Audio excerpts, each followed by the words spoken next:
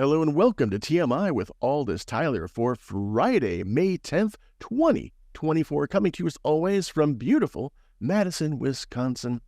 And one of the things that, if you're a longtime listener to the program, first of all, thank you. But secondly, one of the things you might be aware of is that I, with some frequency, try to introduce you to people that I listen to when I'm looking for a point of view that maybe I either don't have or may have missed, who I believe are generally keep what I would consider a mental hygiene, if you will, sufficient that I want to listen to them. I want to hear what they have to say. I feel that their hearts are in the good place, that they know what they're doing when they look at media and look at the world and kind of calculate all that. As an example, I think it was back in February already, I last brought on Peter B. Collins. He's a great example. But right now, I want to bring to you a fellow who not only fits all the criteria I mentioned before, but is just exceedingly a wonderfully funny comedian. In fact, if given a choice, this is a man that a bear would choose over a woman. So, in any case, we're talking about John Fugelsang. He hosts Tell Me Everything on SiriusXM Channel 127 Progress. You can find it that program there, 8 p.m., Monday through Friday with a replay at 5 a.m. Also 5 a.m. replay Saturday, Sunday with a 4 p.m. But you know what? If that's too complicated, you can always check out johnfugelsang.com/podcast for the John Fugelsang podcast. In any case, John, welcome back to TMI. Hello, sir. Thank you so much for having me. You're welcome. So, again, you do actually have no small presence on media as it is. It's one of those things that I always find interesting. How is the satellite radio treating you versus, say, terrestrial? Well, I've never done a show on terrestrial radio. I've guest hosted a lot of other people's, but it's a blast. SiriusXM is a terrific company, and when I started, my only questions were, can I play whatever music I want? Can I say whatever I want and book whatever guests I want? And they were fine on all of that. So I've never... I come from television, and I've never worked at a place that gave me more freedom than SiriusXM. Oh, yeah. Well, and speaking of which, like right now, we're broadcasting over, FCC-controlled FM airwaves. So I'm sure it's even more freedom than that, typically. How so? Like, can you swear here? Can you use all bad words and such? And no, that's exactly what I'm saying. I'm pretty sure you have more freedom on SiriusXM. Yes. Oh, yes. It's encouraged. Yes. So, now, one of the reasons I was bringing you on here, of course, as well, was the fact that you're actually in town tomorrow night at the Barrymore Theater in Madison, Wisconsin, with the Sexy Liberal Tour. Now, if that sounds familiar to people, well, why don't you tell them? Where did this thing all get started? We began the tour in Madison, Wisconsin, way back when the teachers' unions were taking on Scott Walker and inspiring the whole nation. So for the last dozen years or so, we have done this unholy experiment of a tour with a lot of great comedians, a lot of great special guests. Over the years, our guests on stage have included, everybody from Martin Sheen to Lily Tomlin to Rob Reiner, Nancy Pelosi, Margaret Cho, Jamie Raskin, Aisha Tyler, Ted Lieu, Adam Schiff. We've been really, Daryl Hammond. So we're coming this weekend back to the Barrymore with Stephanie Miller, Hal Sparks, the amazing comedy duo Frangela, and myself. Our special guest this year, the great John Nichols of The Nation will be with us. Very good. A true legislative hero, an LGBTQ icon, a man who actually voted to impeach Donald Trump. Congressman Mark Bocan will be joining us on stage as well for a very reasonable fee. I will sneak people up to the representative during the meet and greet and let you touch him. You can Venmo me later. Don't tell him I'm doing that. And so we'd love to have more folks down there. It's going to be a blast. And we're partnering this year with Live Nation for the first time, which we've never done before. So that should be a fun experiment. So yeah, the Sexy Liberals Save the World Comedy Tour. I'm so delighted. We're coming back to Madison. We just played Minneapolis. We just played the Fillmore in Philly last week. And really, really excited to finally be back in town. Oh, you can never get your fill of the Fillmore in Philly, that's for sure.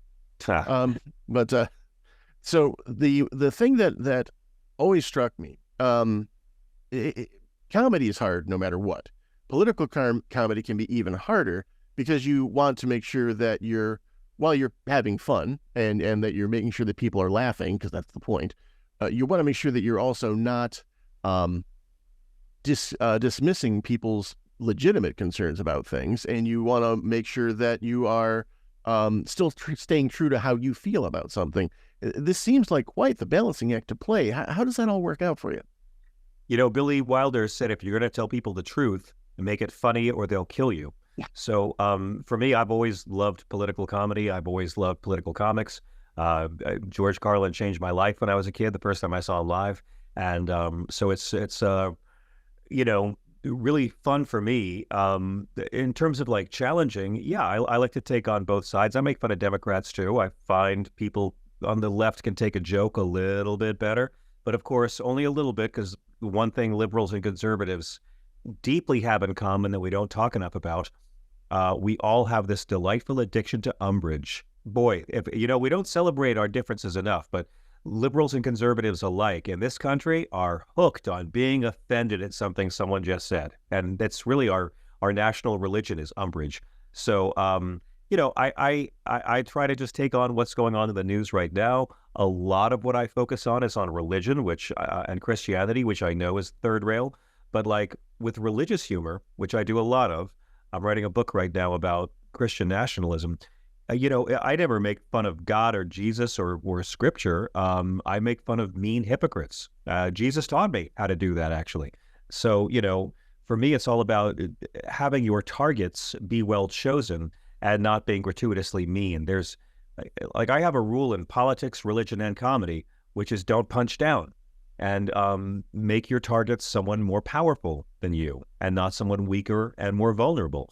And if you can apply that to comedy and religion and politics, you'll know who the really crappy religions and politicians are very soon.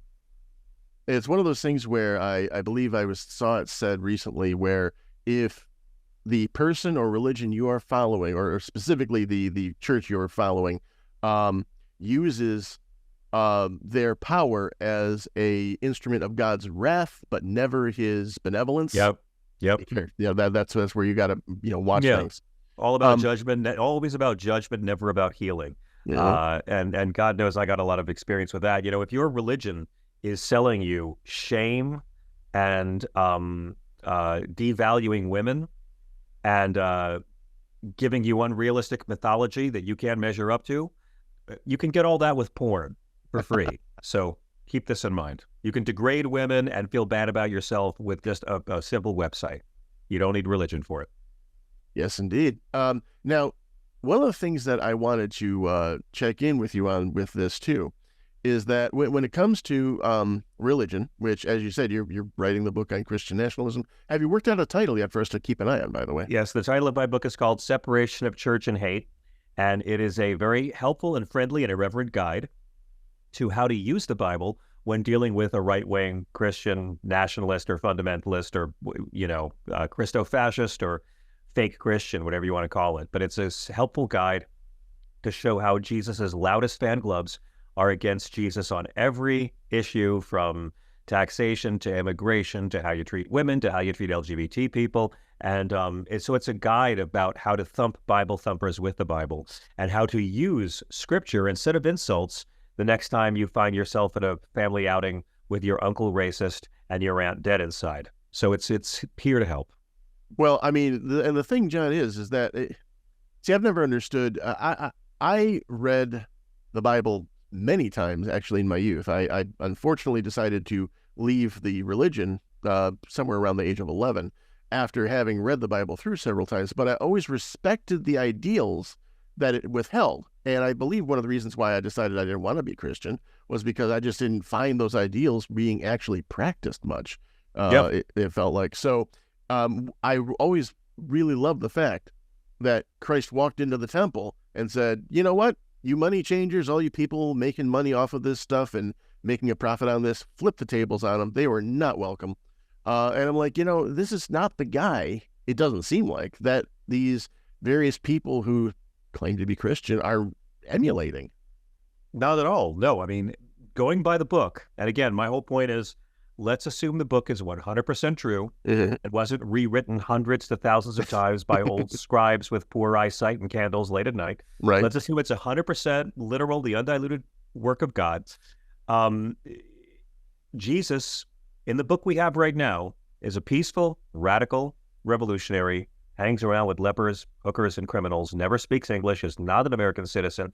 He's anti-wealth. He's anti-death penalty. He's anti-public prayer. Matthew 6:5, he really kind of is, but never once anti-gay, never once anti-abortion, never once technically anti-premarital sex, never calls poor people lazy. He never fights for tax cuts for the wealthiest Nazarenes. He never says torture's okay sometimes. He never asks a leper for a copay. Never, ever demands you punish a poor pregnant woman with greater poverty. Never says the state should have the power to force a citizen to be pregnant by rape against their will. And he was a long-haired, brown-skinned, that's in Revelation, brown-skinned, homeless, community organizing, unarmed, anti-slut-shaming, Palestinian liberal Jew. But that's only if you believe what's in the Bible. So I say all the time, you could be an atheist, and you don't need to believe in the Bible as absolute literal fact to quote it and cite it against these flock-fleecing Pharisees and frauds. They are trying to control our country and try to take over our country and undo the American experiment by having a national religion. And yet they're completely full of crap. They don't follow anything the religion says. Jesus commands his followers to welcome the stranger. That's the only law about immigration in the Old Testament or the New Testament. Jesus commands individuals and nations to take care of the poor, to take care of the sick, to be kind to those in prison. He says, pay your taxes. He says, he who lives by the sword will die by the sword. I don't think he'd be welcome in the party of Trump. He'd be called a woke socialist libtard right away. Well, I mean, and you get right into the point of things. He's got an entire very famous parable about the Good Samaritan, the foreigner, if you will, who decided to help the person who you would think, if you were going to be xenophobic, you would absolutely shun. Yeah, I mean, Jesus was very smart. He deliberately chose the foreigner you're allowed to hate. I mean, God's not a fan of the Samaritans in the Old Testament. My God, Samaritans, my God. So Jesus deliberately chooses a despised foreign minority immigrant, and at the same time talks about how cruel the priest was. It's very deliberate that one of the guys who leaves the Samaritan bleeding on the ground is a priest. Jesus talks about how, the so-called good guys aren't, and the one you've been groomed to hate, the Samaritan, well, that guy pays for an unknown immigrant's health care out of pocket. And it's a great story because it's not just about kindness. In the context of which he told it, it was about confronting your own prejudice. Yeah. So, again, ladies and gentlemen, in case you're coming in a little late, we're talking with John Fugelsang. He will be here at the Barrymore Theater Saturday, May 11th, for the Sexy Liberal Tour. You can catch him 8 p.m. every weeknight on SiriusXM 127 Progress with Tell Me Everything, which I note initializes out to TME, where I've got TMI. I thought, hey, I think he's paying tribute. I am, but to Bob Dylan. When they asked me to do a show on SiriusXM, I had no idea what to call it, and I didn't want it to just be a politics show. I wanted it to be about everything. And so my wife told me I should put the word everything in the title. And Interview Magazine interviewed Dylan back in the 80s, and they said, what's your advice to a woman on a date with you? And he said, tell me everything. So that's my plea to overshare whenever someone joins us. There you go. Well, like I said, very compatible titles, Too Much Information and Tell Me Everything, I suppose. Or at least the one can lead to the other. So the other thing that I wanted to bring up is that besides religion, which again, I've always respected anybody who actually not only is Christian, but actually is following the tenets set forth there, because I could recognize, even at a very young age, that the tenets set forth within the Bible, specifically what Christ was teaching, were commendable ways to treat others, to think of oneself, etc. When I went into a very scientific mode after that, I realized that genetics proves out the idea that we are all, if you will, this should be considered equal, that we're all equal folks, which in the Bible, it says we are all God's children. Science says we have so many genes in common, no matter what race you say you are, that, I mean, it's just ridiculous to even think that we're not all shouldn't be considered all equal beings. Mm-hmm. I agree. And so it's one of those things where I really appreciate the book that you're working on right now, and do keep me informed when that comes out. Sure. But because of the fact that I honestly have been thinking about doing something, I guess, similar, about putting together a guide about how you're doing religion wrong. Not you, but people in general, about the idea of whatever religion it is. I'm not here to give you a new religion. I'm here to tell you, here's what they have in common. Here's why those things are good. And here's how science even comes in and says, yeah, that's pretty much the way it is, as far as like equality and what that means. If you truly believe people are equal to each other, that actually, to me, is the basis of freedom. You can't have freedom if you consider people unequal. I agree. You're right. Yeah. So, in any case, John, one of the things then also that this whole program is about, what I've been doing since I started this back in 2009, I try to make sure that people have the tools they need to see through and into the media's coverage of what's happening, so that they can actually discern, at least have a better chance of discerning what's actually happening out there. I always have believed that too much information gets thrown at us in a fairly deliberate manner to try to keep us distracted from the places that those in power would not want us to change. I agree. And so I always, of course, give up my own advice about they should find the center within themselves. They take in a deep breath, focus on that, and then let that breath out and slough off the nonsense, and then get back to what they're looking at, and hopefully that'll help, just as basic information. Do you have any particular advice or techniques that you use when you're looking at the media to try to discern whether or not what you're looking at should be trusted? Just to consume as many different kinds of media as possible, and try to have as much independent media as you have corporate media. Really, because ratings-driven news is why we are dumb. We just finished where we're in the middle of this whole episode of where our media is obsessed with these on-campus student protests. They're not obsessed with covering what it is that's being protested. These students are having these protests, some of them very well thought out, very sensitive, very thoughtful, very wise, some a little reckless, but they're essentially protesting the fact that starvation is now being used as a weapon of war, and that we are spending billions of dollars to help slaughter these people, these civilians in Gaza, and millions of dollars in relief for them. So billions to kill them and millions to save them. I think the billions is a bigger pile. Again, opposing Netanyahu doesn't mean you're anti-Jew or anti-Israel. Opposing Hamas doesn't mean you're anti-Palestine or anti-Muslim. Opposing Trump doesn't mean you're anti-racist or anti-gullible person. But I'm on the side of anyone of any nationality, any Israeli, any Palestinian looking to solve this very old conflict in nonviolent ways. That's my tribe.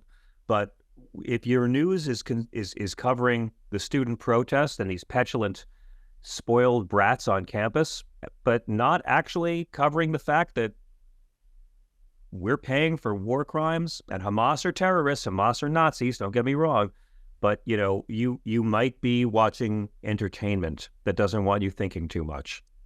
Right. And to be clear, just because I want to make sure that people yes, please be offended, please, as people. Well, I was about to say, to be clear, John, I believe when you're saying petulant brats and such, you're essentially mirroring the coverage that's been given most of these protests. Yeah, because most of the protesters are nonviolent and well thought out. But I mean, Look, I'll admit, I live around the corner from Columbia. When I saw that young woman when they took over Hamilton Hall, demanding that people bring them in humanitarian aid, I was like, oh, you just got a Republican elected. I mean, it was porn for the right wing.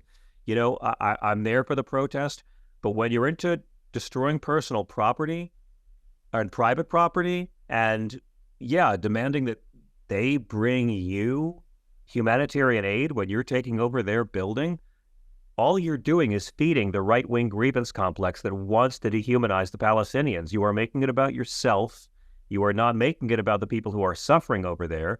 And you just turned 10 people Republican. So, I'm all for the protests.